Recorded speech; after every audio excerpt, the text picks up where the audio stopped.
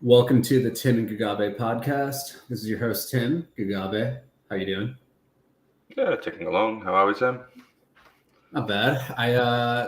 The last pay-per-view of the year here. Yeah, the second last card of the year as well. Yeah, there's a fight night, I think. What's the last one? What's the last one? What's the last fight of the year? Give me a second. Just looking at that. Cannonier Strickland. That would be funny. That's an odd fight. Do you want to talk? Let's talk briefly about last week, just for we only spent 5 minutes on it. Thompson, Howland. Thompson clearly his side. Howland's injury was kind of interesting, but my thing with Holland is Holland's speed and explosive clearly gave him issues in the first 5 minutes, and it's just kind of funny that Holland had hurt him slightly. If Holland hurts him slightly more and gets a finish, everybody's like Holland minus 300. In the moment, I thought he was going to finish him in round one, didn't you? I thought he was kind of gearing to that. Yeah.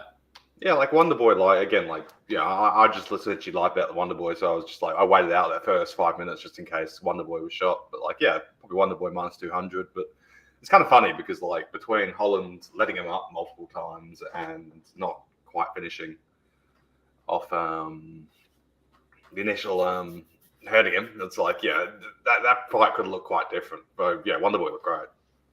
Yeah, for sure. He it was one of the. I feel like that was one of the first times we've seen we've seen Wonder Boy in a fight where he was kind of in a brawl at times, and it was really entertaining for sure. Yeah, he's a great fighter. Yeah, when he's on, he's not easy to deal with. If you're just an elite grappler, then he's kind of fucked. But yeah, good fighter. It's crazy how Woodley beat him. I don't understand. They're the two of the weirdest fights in UFC history. As far as Wonder Boy should win that fight 90% of the time, but somehow he just didn't, Yeah. And it wasn't a meme happened. It went 25 minutes both times. Yeah, they had 50 minutes and they split pretty much all of them. And Woodley had all the big moments. It was so fucking stupid.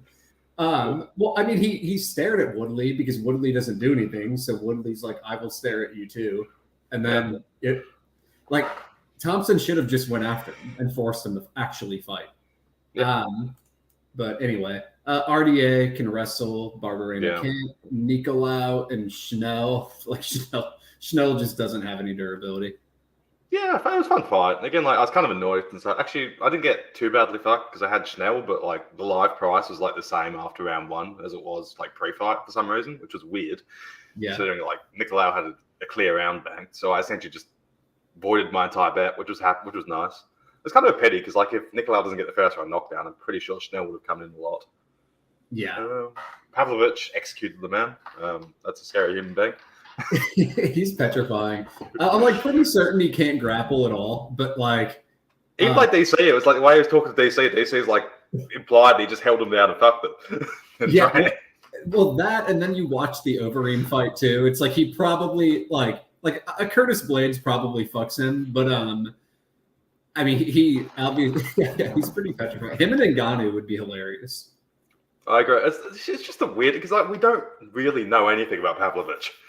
Still, apart from the bog, it's about it's just a funny run. He's definitely just a top 10 heavyweight just because he can kill people, but. Yeah, he's very untested, but he is. It's a fun ride, just to kind of witness. Yeah, and the way he hits people is fucking just ridiculous. We have the Wizard, Roman Dolce, just dominating Jack Hermanson. Yeah, minus 1,000 hindsight. I feel bad for Hermanson. He was cruising. No joke. If Hermanson just doesn't go for takedowns, he wins that fight 85% of the time. More than that. Again, he was completely dominating minutes, standing. It was really funny because I didn't bet that fight. I did like Hermanson, and I've just I get scared of Dolce, and just because he's a meme. And I stayed away, and I was thinking about playing Hermanson. I just decided to stay away. I was at the DraftKings Sportsbook, and some dude was oh, it was so funny. He was on Hermanson, and he was with his girlfriend, and they were like celebrating like midway through the fight, and then that happened, and you have to like try not to laugh because it's always awkward when someone loses a big bet, in front of you. But I felt bad for him. I mean, that it's like Dolce hit his path to victory. And I tweeted out, I've never seen like that happen. Like I know, and people were like, it's a calf slicer, you idiot. I'm like, no, I know what a calf slicer is, but getting to back mount from it and pounding someone out, that's never happened, ever. Yeah. Can you imagine if you're on Dolce's sub? Yeah, I mean, that was hilarious. Like, it was definitely like, I think Hermanson was the value side, but like, I didn't play Dolce for a reason, like, and even more now, because not only does he have like the meme standing finish upside, like he swept Hermanson multiple times, like even earlier. Yeah. So it makes me think he's gonna get random finishes, it's just gonna happen. I wonder what they could do with him next. Like Dolce Brunson would be fucking funny. I just feel like most middleweight is such a janky and stupid division that like Dolce versus most of the top 10 would be funny. Like, I mean, Muniz would be great. Just give him the title shot, him and Pereira. It's honestly like one of the guys he could maybe beat. Like if he gets Pereira down, he probably finishes him, right? Oh, he kills him instantly. Sure. Like again, Israel on top of Pereira was not pretty. That fight would be so funny. Like they should just book it now. Like just do it. I think Brunson versus Dolce would just be funny as well. It just seems like he gets a full horse rematch. Dolce could lose to like a debutante contender series type guy, but he could literally like maybe beat the champion right now. Like he could definitely finish Pereira on the mat. I think it feels like middleweight because like there's just a bunch of fucking very janky memes in the rankings. Like I'm pretty sure like Brad Tavares beats him fucking like a drum, but then like you look at the rankings, there's just a bunch of very weird fighters. Yeah, it's a really weird division. It's like at welterweight, there's like a bottleneck because there's top wrestlers, at the top of the division, so it's like harder to rise to the ranks. But I feel like in middleweight, it's just like if you get the right style matchups, you can just fucking look at Alex Pereira. He like just didn't fight a grappler all the way to the title. Yeah, like Emavov is a bum, and Plessis is also a bum, and Muniz is also a bum. Like Dolce, who was a bum. Yeah, it was ridiculous. Yeah. I agree with hitters here. Roe Price round 3 was like so funny. I mean, Price, I pretty much thought had him finished in round 3, and then he literally gasses so much, and then he gets knocked out. That fight was just a mess. Yeah, good fun. Yeah. I felt bad for Cal Dalkas. Like I had Eric Anders, but like that was kind of sad. I've generally been doing good. Like, the only bet I had, I've generally been on a bit of a roll. I had Holtzman and lost there, just like whatever. And then I almost like actually played Anders, and I ended up not doing it. And I was just afraid of that happening. It's just like Dawkins isn't physical. That was also a really good performance by Anders, like maybe his best. He was actually like aggressive and proactive. But I don't know. Like the first 2.5 minutes, he was kind of being an idiot. Like 2.5 minutes, he was being passive, and he like knocks Dawkins down, and he just keeps going. Yeah, he just kind of realized he could bully him, and he just beat the shit out of him, really. Okay, well, was there any other fights? Like, that's pretty much it. I don't like spending too much time because people are here for like the next card. But before we get there, the James Krause situation. Like, what was the last thing that happened? Like, whenever we last talked about it, I feel like a development just happened.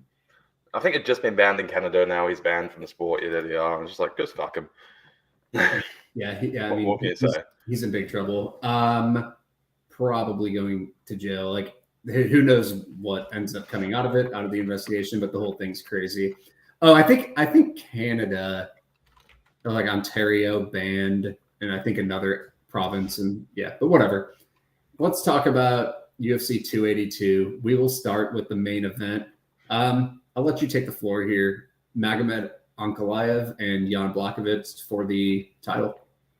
I mean, I just think striking is competitive because Ankalaev will have a 50-50 striking match with fucking anybody, and Ankalaev will hit like 1 or 2 takedowns and it'll be 1 or 2 rounds. So I think the price is about right. I think it goes distance a lot. I think it should be pretty tepid.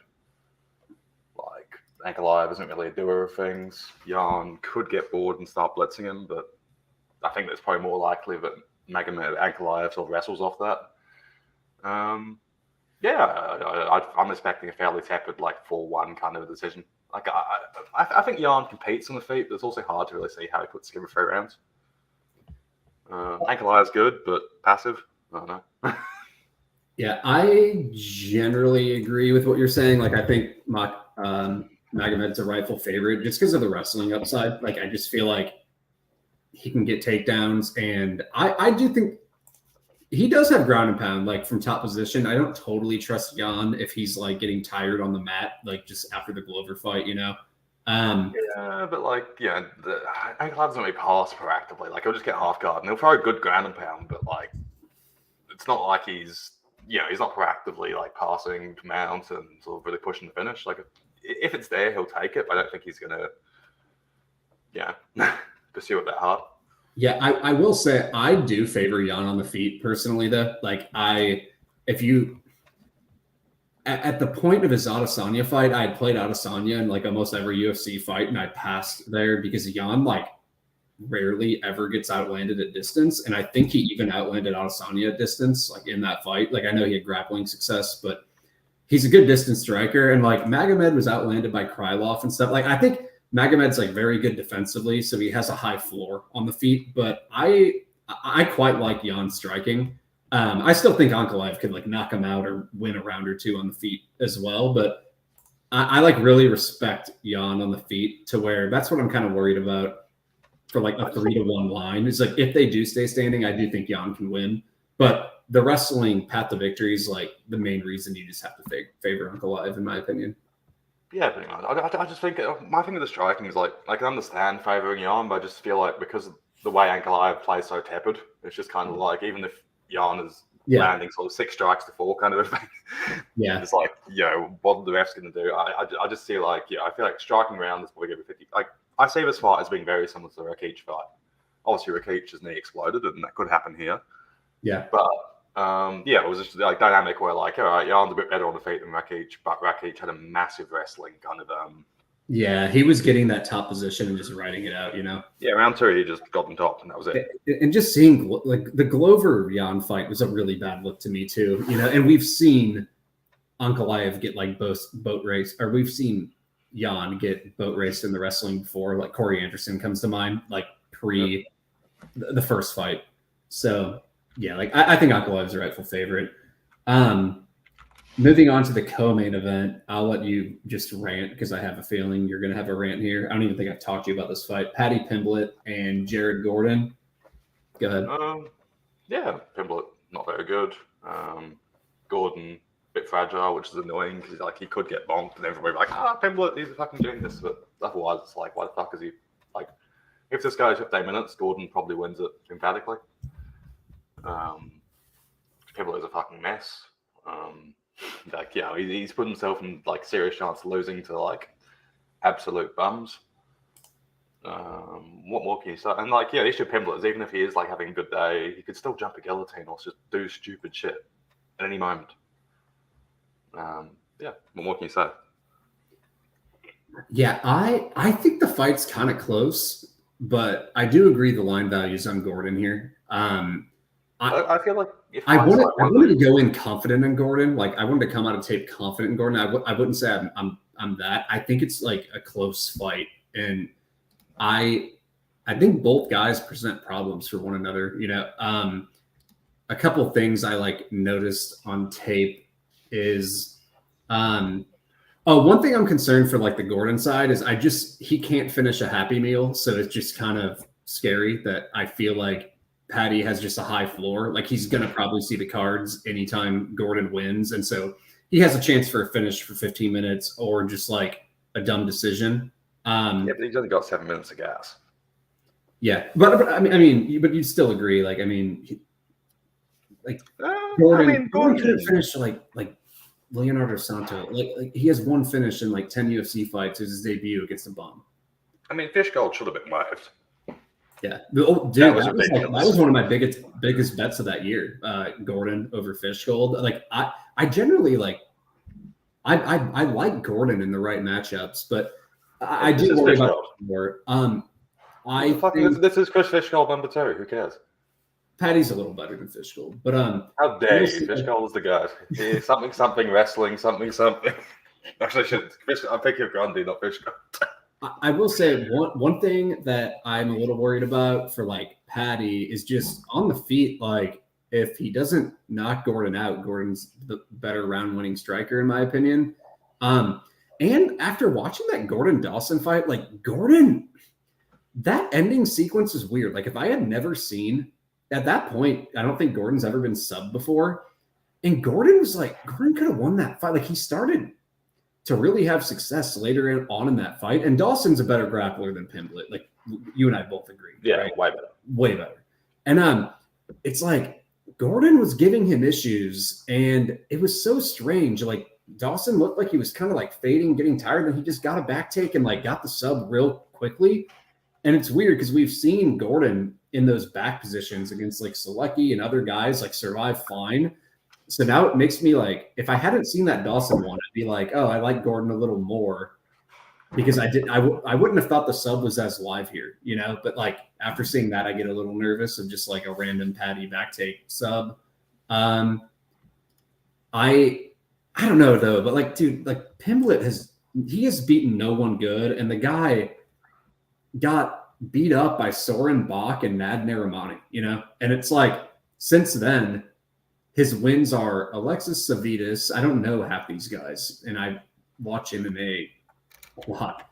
Decky Dalton, Davide Martinez, Luigi Vendramini, Rodrigo Vargas, and Jordan Levitt. It's like the only two names that I really knew besides like Levitt, and I guess I know Vargas and Vendramini, but I shouldn't know their names. The only names I knew were like Soren Bach and Nad Narimani, and he lost both of them. And Erosa was a horrible rivalry. Yeah. He got like I thought Arosa won that fight. That's probably his best win, honestly. Like I know I didn't think he really won, but that's probably his best win. I don't know. I think it's going to be like a scrappy back and forth fight. Like I think Gordon will get some volume off on the feet. I think he could get cracked. I think Gordon can get top position, and we've seen people ride out top position before. I do think like Patty's scrambly enough to get the back and threaten. Like I think it's going to be close. I really think it's a nail biter. Like both guys can win. I think the best bet on the fight is Gordon decision at plus 400. I mean that's stupid. Like his money line is around plus 200. Like I don't think he's going to finish Patty. I think plus 400 is the best play on the fight. What do you think? Yeah, I'll just stick to the money line because like Pimblett just seems like he couldn't out. Like he seems a bit positionally dumb. And Gordon has historically put it on people pretty hard in the third round. So you never know if this is the one where he finally gets TKO. I'd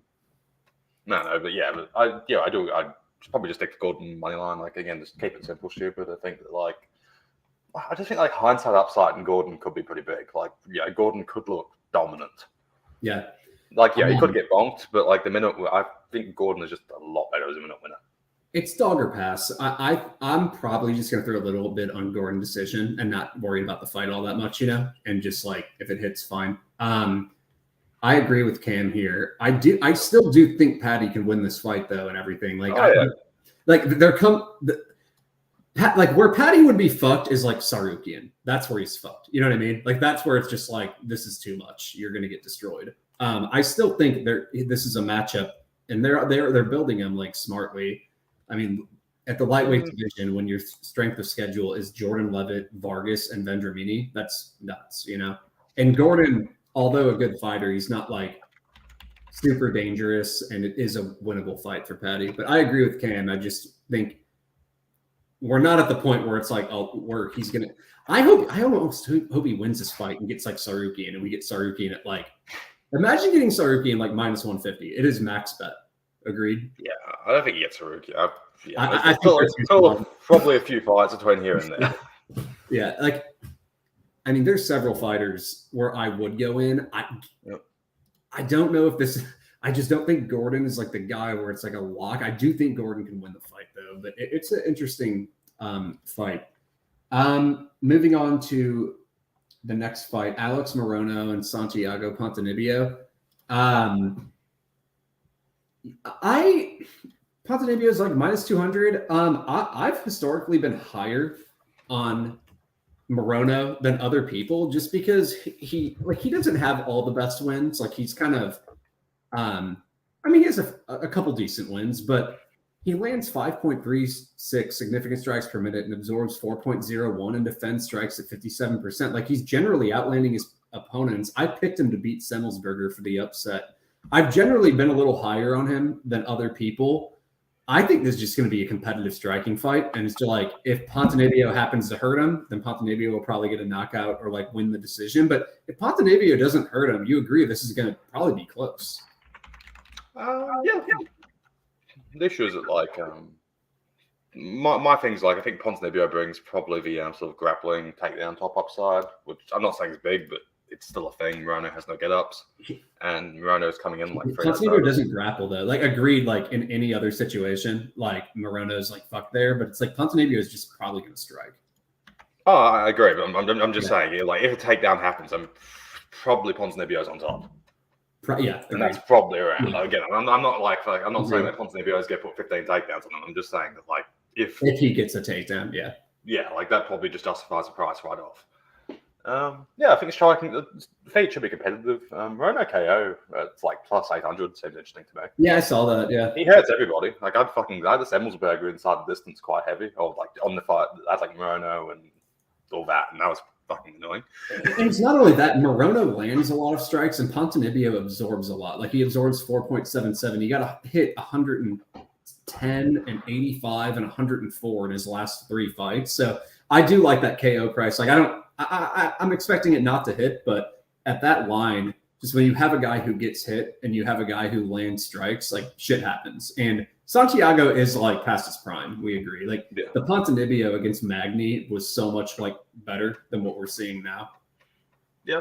Also, the other issue I have is that Morono doesn't really check leg kicks very well. So it's also possibly like I think that Ponzinibbio minus 180 is kind of justified by the takedown upside and the leg kick upside. Like neither is super reliable. I mean, the leg kick's probably more reliable, but that's enough to kind of shade it for me. I like Morono. I hope he does it, but between like late notice, leg kicks, takedown, I'm just like, all right, minus 200-ish, fine. Yeah, I'm probably just gonna pass. Like, I don't think you should be rushing the window minus 200 on Ponzinibbio though. I'm not saying play Ponzinibbio. I just think that's about you right. favor him a bit, yeah. That's fair. Like I'd probably take Morono KO over the money line. Just I feel like that price is huge. Morono hurts everybody. Like Morono hurts like everybody who fights. He's been a bit mediocre at converting those hurting things, but like he's knocked down quite a few people. Yeah. No, I think we've said enough about this fight. Let's go on to Darren Till and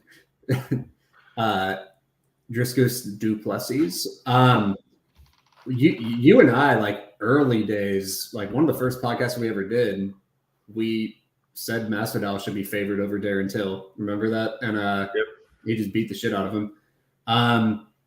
I've generally not been very high on Till. I mean, when you land 2.26 significant strikes per minute and absorb 3, it's like that's just not good. He doesn't throw enough volume. I will say though, like his fight versus Whitaker was like one of his best performances. Like he took 2 rounds off Whitaker, and that was a close fight. Like Whitaker rightfully won, but that's like a pretty good performance. If he gets like a striking fight, even though he doesn't land a lot, he's not absorbing a lot of strikes either, and he does hit pretty hard.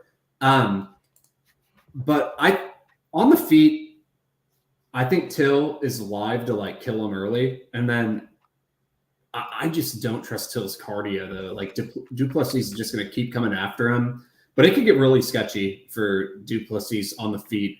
I do think du Plessis could take he has grappling upside here. Like Till defense takedown 78%. He has decent first layer takedown defense, but he is a fish when he's actually grounded. And I think du Plessis could go to work on the mat. So I picked du Plessis to win because of the grappling upside and because of the cardio upside. But Till still like could knock him out, or like if this happens to stay standing, Till can win rounds on the feet because Du Plessis will come after him and he'll probably get countered a bit. Like what do you think? Yeah, like if I hadn't seen the Plessis versus Tavares, I'd be playing Till like at this price. But like after seeing the Plessis randomly pull out that cardio performance, Yeah, it was like just what the fuck was that? He just it was went. crazy. Yeah.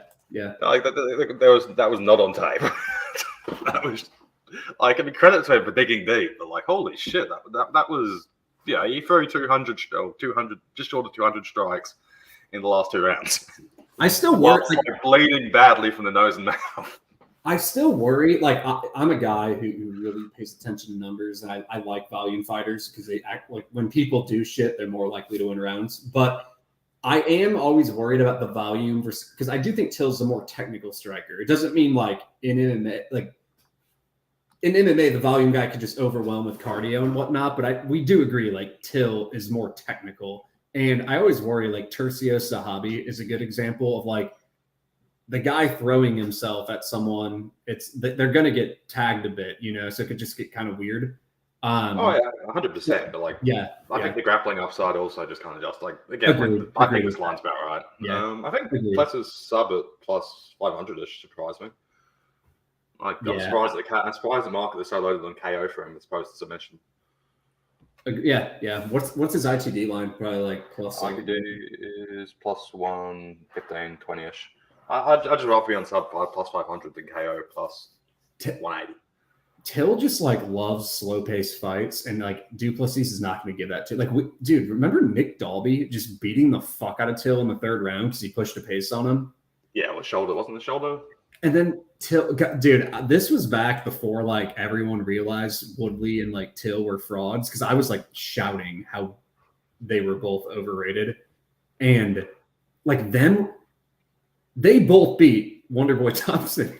Like those fights were driving me nuts because like people thought it made them good, but it was like no, Thompson just didn't go after them. Like they were just enjoying those low pace fights. And then when Usman came around, I was like, oh my god, like Usman is going to go after these idiots and just maul them. So it's been like a funny little run for Till because he honestly might get cut if he loses this fight, but. I will say, like, as much as I hate on him, the Whitaker performance impressed me. Like, it shows, like, he's a technical striker. And, like, not – after seeing, like, Whitaker just murk Vettori, it, like, that fight aged well for Till. Yeah, Till is just good at – if you play Till's game, he just will take you to a split decision. Yeah. That's just how he is. If you don't play that game, he melts. Yeah, but in the problem with style, even when he performs well, like against Kelvin Gastelum, where he was like better and I thought he won the fight, it was still a split decision because he doesn't that's the issue. Yeah, because what's the upside? Unless he knocks you out, it's just like he's going to take you to the judges and it's going to be a split decision. Yeah, he has a limited ceiling for sure. He doesn't land takedowns, and he's just like I categorized him as a fraud early on. I still think he's capable of like winning fights at this level, but I could not believe he was almost champion. He was almost champion, and Woodley was champion in the division with Colby and Usman and Edwards, which is nuts. Anyway, Topuria and Mitchell. I taped this morning and actually came away with like a stronger opinion than I anticipated, but I'll let you go. Go ahead. I mean, I think Mitchell's a bit more proven, but like I feel like he's hittable, and Topuria will start with his pubes on fire. So I'm going to wait for a live bet, if anything. I think Mitchell's probably got the more functional game, but like if Topuria just sprinted out and knocks him out inside like 5 seconds, it's like, all right, I feel bad if I bet on Mitchell because I've lost money, but I'm not a huge fan of either of these guys, but it should be a fun fight. I've got a little bit of like late with Mitchell round stuff. I think Topuria slows down. Like I know there's a low fight with short notice, but just how Topuria fights, like it's reasonable to expect him to slow down. What's your take? I went in kind of like expecting I'd like Mitchell, and I kind of think he's fucked. If Topuria ends up having bad cardio, then I think that's like Mitchell's out. But I I still thought his cardio wasn't as bad as I originally remembered against Zalal, and it was short notice and a long time ago. But like, Yeah, but just how he fights. a couple things I like noticed is I on the feet, I think Topuria is like way more lethal in the pocket. Like, I still think he's a little hittable and a little green, Topuria, but like, I think he's better than Mitchell on the feet, and he hits like Mitchell does actually like hurt people occasionally, but like I favor Topuria the more the fight plays out on the feet. And the thing that I noticed is and dude, like I bet Mitchell big against Barboza. Like, I'm not like hating on Mitchell. I think he's like a fun character, but he's just had really good favorable matchups, like his last 4 matchups. And this is the stat that's like stuck out to me, and I've heard no one talk about this. He hasn't had a takedown attempted on him since 2019, almost 4 years. And it was Bobby Moffitt, and he lost the takedown battle 5-0, and he was controlled. I thought he lost the fight too. And he I thought it was a bullshit decision. The crowd cheered for him whenever Moffitt jumped to guillotine, and they just randomly gave Mitchell round 3, which was fucked up. Like he lost on,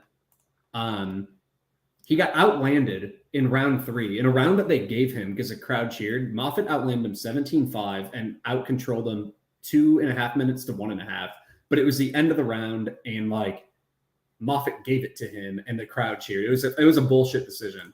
But he hasn't had a takedown attempted on him since that fight. And he not only was he outlanded 5-0 against Bobby Moffitt, and Moffitt's like an okay grappler, but he's not like a world beater.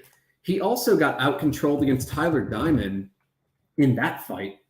And he was submitted on The Ultimate Fighter by Brad Katona, and he was out-controlled 8 minutes to 2 against Tyler Diamond. And like, so not only do I think Topuria is on the feet, I think he's more likely to land takedowns. Topuria defends takedowns at 100%. And like, Topuria is not these other guys. Like, he is not Matt Sales and shit. I think Mitchell is, I don't trust Mitchell in a fight where he is going to struggle to land takedowns, which I think he will, at least early. I think he'll land them if Topuria really gasses. But on the feet, especially fresh, I think Topuria is better. And I think he's way more likely to land takedowns. And I think like, people who don't think that, you have to go, he hasn't even had a takedown attempted on him since 2019. And when he did, he got taken down 5 times. Like, do you kind of see where I'm coming from? Yeah, 100%. Yeah, like the Philly, I found the Philly fight somewhat impressive, but yeah, otherwise it's been kind of, like Barboza, just that happens to Barboza, that happens to Charles Rosa. To counter my point, like, so I do have a lean Topuria. Here are my 2 concerns. One, he might have a gas tank issue, and but again, like Mitchell kind of slowed down in some of those fights too, you know. But he might have a gas tank issue, which scares me for sure. Like, so if you like Topuria, I kind of like Topuria pre-fight because I think early he's going to be a motherfucker, you know. And you could always hedge off. Yeah. My other issue is like Mitchell is a much better wrestler than like Zalal and the guys that Topuria has faced. So it's like, that's one thing you have to factor in. I know he defends takedowns at 100%, but Mitchell is a much better wrestler than those guys. But again, like when Bobby Moffitt is landing 5 takedowns on you and you land 0, that's a big concern to me. And I think Topuria is a lot more lethal on the feet. Topuria's a little untested though, but like, I don't know. I kind of lean Topuria here. I'm going to kind of see where this line goes. Like Mitchell's very popular and the line keeps narrowing, right? What is it now? Yeah, both guys I feel like have their own kind of hype trains behind them. Like I'm kind of just rooting for Topuria to just get a big knockout sort of thing. So then it like resets Mitchell's price a little bit, and hope they can get Topuria fade sooner or later. I 100% agree with Cam here. Like, not only like if Bobby doesn't go for that sub, he wins clean, and not only that was a bullshit decision. Like I could not believe, like if you just look at the numbers, it was 17-5 in strikes. Bobby had like sub attempts. Bryce did nothing, and the crowd just cheered. It actually pissed me off, the decision. I was like, it was so undeserved, and it's what we always talk about, like end of round bias, you know? Yeah, I remember that fight, and that was ridiculous. But. Yeah. You kind of feel bad for Bobby Moffat. Like he got cut from the UFC off that, and the Barzola split, and Yeah. like his UFC fights all arguably wins. Yeah. Like Mitchell's a fine fighter, but he has had like a perfect 4-fight schedule for him, and like I Fairly quite impressive. The Feely one was good, but still, like Feely doesn't come from a wrestling background, so yeah, and like Topuria is going to be a lot harder to grapple. You know who I feel sorry for? Like in addition to, who'd you just say? Bobby Moffat. Brad Katona. Brad Katona beat he beats Mitchell on the Ultimate Fighter. Yep. He beats Jay Cosolano or whatever. I think he won. Yep. I think he won the Ultimate Fighter. Beats Matthew Lopez, and then he loses to Merab. It's like, okay, Merab's like literally nearly champion. And then he lost to like Hunter Azure in a really close fight, and then he gets cut. It's like, what the fuck? Yeah, them the brags. Yeah. UFC can do random shit in that front sometimes. Is this true? Is Bobby and BKFC now? Why the fuck would he be in both? I didn't even know he like knew how to box. I don't think that's who I'm. I actually like him as a fighter, but he was generally a grappler. But yeah, I didn't know that. That's hilarious. Yeah, because the striking in Mitchell vs. Moffat was incredible. Yeah. Are there any other fights you want to talk? Oh, we just have to. Edmund Shabazian and Dolce is the greatest fight in UFC history. Dolce, don't give it to him. Honestly, if Dolce rocks up like he did against Mab, because like Dolce was weird because he's gassed out badly in every other fight, but against Mab he randomly puts up like 300 strikes. I don't think I'm gonna play it, but I think Dolce's like. Oh, Dolce's clearly Dolce's aside. Like, I mean, I'm not confident he wins, but just Dolce being a heavy hitter makes this like playable. But then not only that, he has like multiple. He has like multiple ways to win. Like if Edmund gasses, like I mean, dude, he had a heart attack versus Darren Stewart, and we've seen him just atrociously gas. Like that could happen. Yeah, because when Edmund gasses, he fucking gasses. Like he's gone. And not only that, when Edmund gets taken down, he's terrible off his back. Like he comes from a wrestling background, but he is a fish off his back. So like, not only does Dolce have a KO upside, he has like multiple ways to win the fight clean. But like, and he's the goat. Yeah, I mean, Edmund killing him early is like honestly like probably more likely than Dolce just killing him. But like Dolce's got the cardio upside. He's the bad motherfucker. I was gonna ask you. I was gonna ask you because I've asked like a couple people who because this fight's hilarious. Like, who do you give the cardio upside to, Dolce? Because it's historically like a weak point for both of them. Yeah, but like you watch like the match, if like Dolce had the Barrio fight where he randomly rocked up and had like this like how many strikes did he throw against? It was just like completely like made no sense. Like Dolce just for one fight had elite cardio. I was on Barry Ult on that fight, and I was like, "Why are you still alive, Dolce? Like you should be you should be dead by now. You should literally be in the fucking ER right now, suffering a heart attack. Like, why are you still here? Like, because like this fight, you just felt you fainted. Yeah, Dolce threw 186 strikes in the round 2 and 3. It was just like this fucking cardio rock up. Because I think we were both on Mab, and like Mab just like scraped out like a very tight split decision, and we were just like we expected the first round to be competitive. The first Dolce just kept coming. Kind of went. We were like, this is going perfect. Like, and Dolce was competing, and then we were like, okay, now it's like 2 10-8 rounds coming up, and it just like. I mean, Barriot still won the fight clean, but it was still. I remember being like, what the fuck? Yeah, it just made no sense. Like, and then like Dolce has 2 more fights and goes right back to being Dolce. Like, Rodney has a heart attack after cardio dumping, and I remember Soriano being a fucking mess. But yeah, so he just had that one fight where he was an elite cardio kickboxer. Yeah, I mean that fight. Yeah, I think it's Dolce or pass, but I don't know.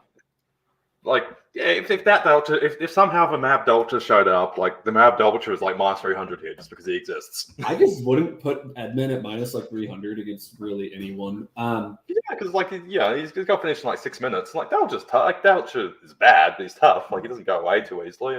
Actually, I kind of like that Edmund's. I think Edmund's submission is quite wide compared to KO because Dolce is so bad off his back. Yeah. I think one is decent. Your opinions on Perrin versus Roses? That's the last fight I have to tape. Like I know both guys. I need to watch Perrin's game. Like I kind of tweeted out I liked Rosas going into that Contender Series fight as line, but I need to watch Perrin. What do you think? I just haven't watched him for a bit. Perrin's like a solid like C+ kind of a guy. Like he's not. I remember his fight versus Bautista. Yeah, he competed. He survived. Yeah, Roses is probably a bit better grappler, but like Perrin, Perrin's not bad, and Roses is 18 years old. Yeah. And yeah, he beat the Mexican, but even the Mexican, there was like, he went for some very dodgy positional ideas. Yeah. Like again, like Perrin definitely is like, I can't really see how Roses covers that line. Like Roses is better than like I think Roses has more upside than like a Chase Hooper kind of thing, but still, like he's 18 years old and essentially a pure grappler. Yeah.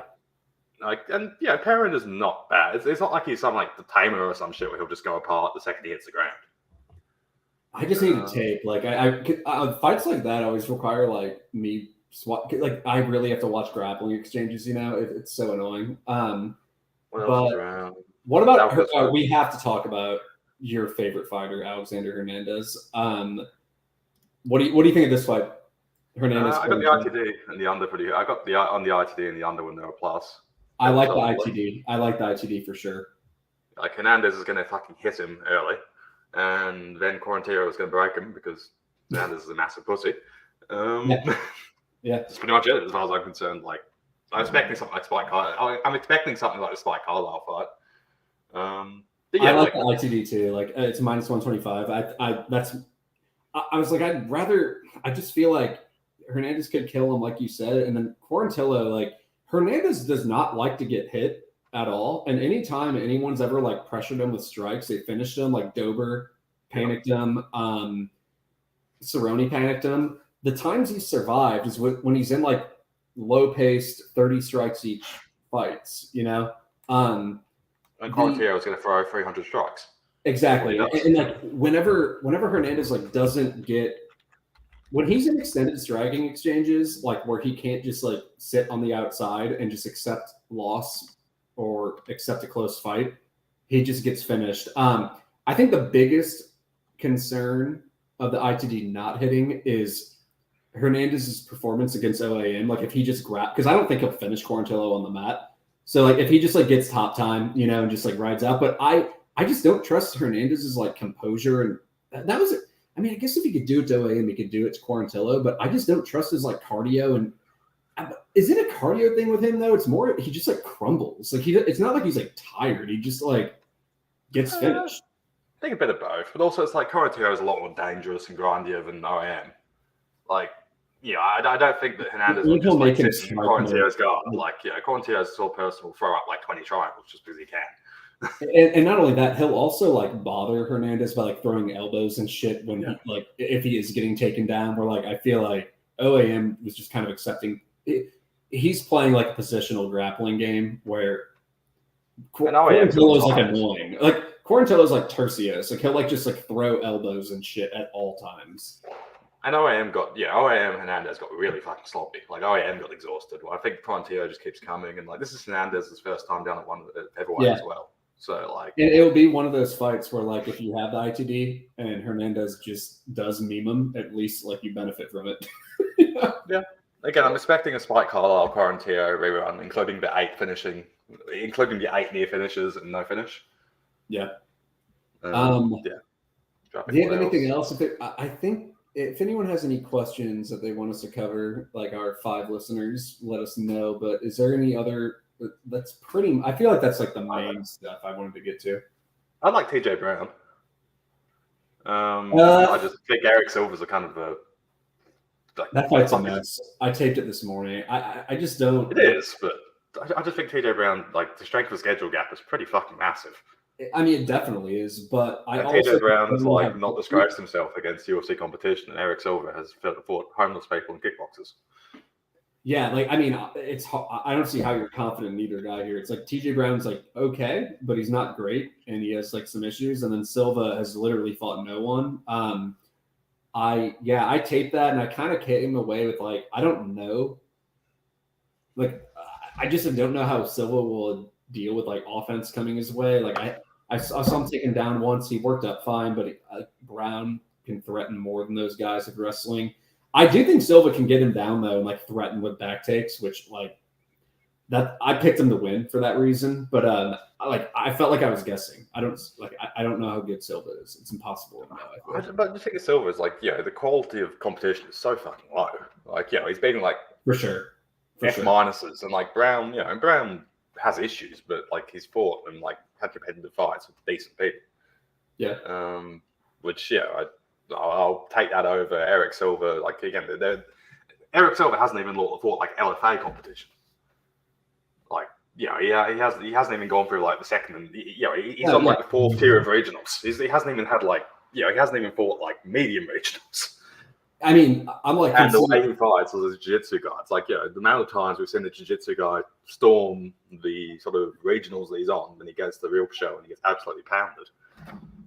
Yeah, I mean, I think I like agree with everything we're saying, but that just means like we just didn't know how good Silva is, right? Like, so it's still a guessing game. Yeah, but still, it's like my view is like Brown. I'm pretty sure Brown is like a 6.5 or 7.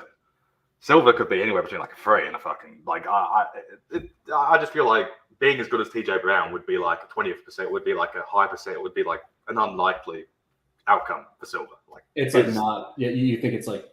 Yeah, I see what you're saying. Yeah, it's like 50-50 chance that he doesn't get to that like level. Yeah, I think it's like I think the distribution is like it's like top 10% for Silva. Like TJ Brown's not bad, and Eric Silva could be fucking bad. Yeah. Yeah, I just hate unknowns, so I'm always like weird about. I'm a pussy.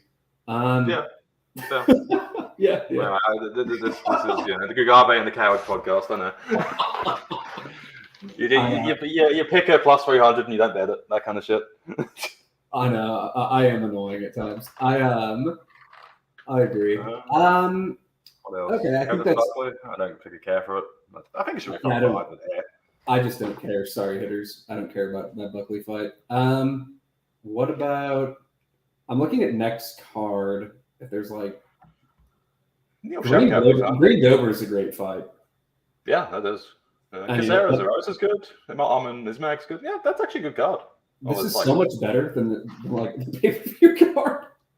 Yeah, even David Wynn versus Marquez is funny. What the fuck, Saeed and Kakramanov? Like, this is incredible. Yeah, it's weird. Like, why are they stuck like these? Like, they've stuck like a bunch of like top tier Russian prospects in this. Dude, what the hell? They have Murzov, Newson, Dvorak, Manel Kopp, Rafa Garcia, and that Misha Tate guy.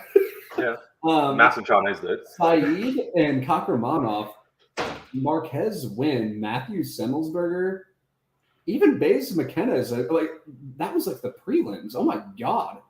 Yeah. There's like a goat card. Demir Sarukian. I don't know Alessandro Costa. He's getting fed to Mir Albazi. Dober Green, Caceres. Yeah, I mean, a lot of these fights are like as good as the main event, Strickland Cannoneer. Why is Dvorak Carpo on the fight and then Albazi's fighting a homeless person? You think they'd give like Albazi one of those guys? And Albazi's like headlining the card. Yeah, against like some dude. Not to offend Alessandro Costa, but it's like, you've got like elite flyweights in the card, and you think you'd give them a bit of Albazi. Yeah, and it's like, Kopp and Dvorak like actually have shit to offer to Albazi too, you know? Exactly. Like, those are both good. As far as Dvorak's plus 200. Yeah. Like Kopp inevitably loses like 7 minutes and is just fucking flying knees him because that's what Kopp does. But looks like a close fight. I like Dvorak. He's good. Yeah, he's not bad. And like that fight, he just kind of got caught with a couple single strikes against Ankalaev. Yeah, and Nikolaev's good, you know. I've got a lot of time for it. Yeah, Dvorak seems intelligent. He does his tapes. Again, like I think that's that line surprised me. Like, there's a few lines on this card which surprise me. Jake Matthews is inevitably. You think this is going to be the Jake Matthews wins an underwhelming split decision fight, or the Jake Matthews absolutely falls apart fight? I have to choose one of those two things. Oh, hey, Bellator. Bellator's tomorrow. Do you have anything? Magomedov. I just don't like how mixed fights in 5 rounders. You are underestimating the power of the body triangles here. I guess, but it's just like like even like the way mixed beat Gooch was like it just felt very low percentage. Yeah, it's like Sterling versus Yarn. Like Sterling won the second one and dominated the first one to a clear finish, and I find it hard to put that particular win outcome at like 50%. Mix could get 3 back takes, but like it's just Magomedov can grapple, and can push a pace, and is the better striker. So Mix either has to find a sub or has to find like 15 minutes of back take.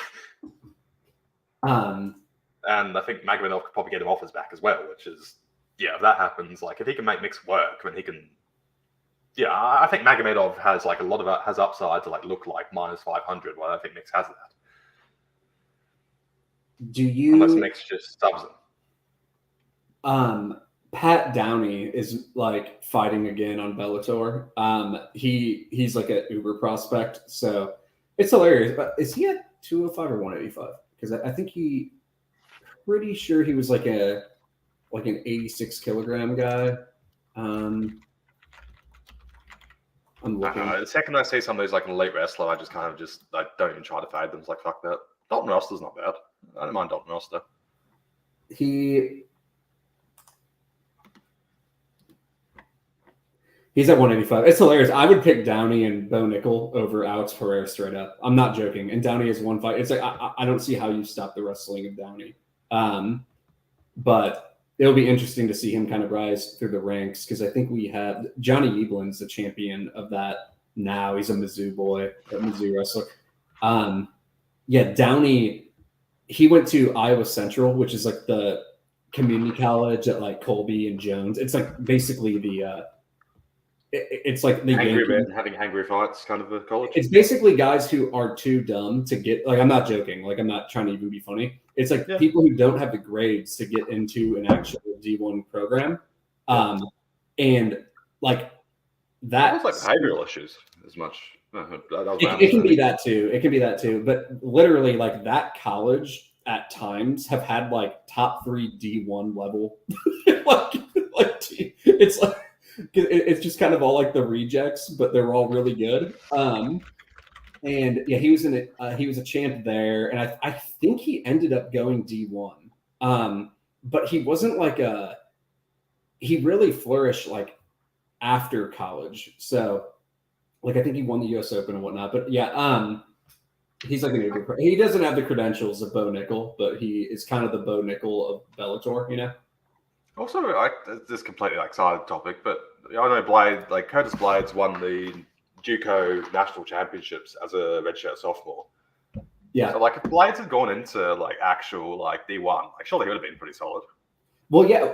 So a lot of what happened, like I watch D1 wrestling as much as I watch the UFC. What happens a lot is got a school. I'll give you an example. Like a school like Oklahoma State, if they just don't have depth at a particular weight division, JUCO. They literally pull a JUCO national champ for like a year, you know, while they try to sign some new freshmen. And what happened was there's a guy who I wrestled. Actually, my brother, I wrestled his brother, and then he wrestled my older brother, Jake Diefenbach. He was like 165, and this was like a long time ago. And it was like a really long time ago. It was Johnny Hendricks's weight class and Mark Perry. Mark Perry was like a Iowa guy. And they pulled the JUCO national champ Diefenbach from like Lindenwood. Lindenwood's like a really good wrestling program in St. Louis area. They pulled him, and I think he beat Perry in the first match, and Perry was like a 3-time D1 champ, and like a JUCO guy came in and won. And that's like really you don't see ups, like you don't see like D1 national champions. It's not like MMA. Like there's a reason Kyle Dake lost like 2 matches out of hundreds in college because like it's a low variance sport. Like you don't see shit like that happen much. So Yeah, that makes sense because, like, yeah, JUCO guys are usually just as good. They're just behavioural or dumb fucks. That's my understanding. Like, I always went to I always played football for Texas JUCO. Yeah, Gugabe backstory. That's hilarious. Oh, this was like I was Because like, you're just big, so they were like, "Hey, you know how to play rugby." I was doing high level rugby, broke my ankle pretty badly. Started playing American football, and I got like a little bit of interest from like American colleges. But like the issue of D1 is that you start the 4-year window from the first time, even if you like start university in another country. Yeah. So I only had like a year worth of window, and there's these JUCO guys were like offering me, and I'm like, this doesn't really seem like a very useful use of my time. Yeah. But like, the guy played with, ended up in the NFL, and got us. He's Melbourne born, and cool. there's a guy who played Minnesota who's now fucking massive who also made the NFL. Like, yeah, Australia's actually starting to put like some decent players up, and like, yeah, picky linemen. It's like they'll take shots on people because they're big. Like, they've got to get somebody in there. The fact that we're talking about your story of nearly becoming a JUCO college football player means we should probably end the show. So probably. Thanks for listening to my life story. All right. Well, thanks everyone. It looks like we have some like prostitutes in the chat as well, so that's great. But prostitutes. Oh yeah, I mean, it's on brand. Yeah, free girls chat here, Gugabe, so you can go into that link. But all right, I'll talk to you. I'm assuming that's magic actually, but all right, see you boys. Right. Thank you. Gotcha. Thanks for listening.